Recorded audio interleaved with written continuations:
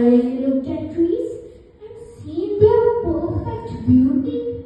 If you have, you know that their protection is a strong and sacred duty.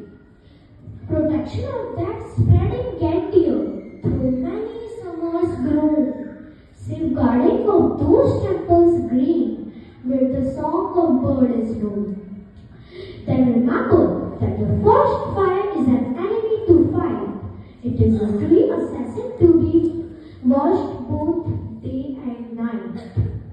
A campfire left unguarded or a match torched carelessly may bring destruction with great loss and the deepest tragedy.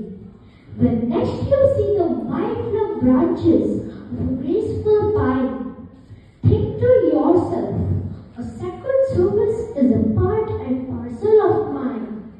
I resolve to protect all trees forever and guard their heaven-sent beauty. To save the forest of our land shall ever be my duty, shall ever be my duty.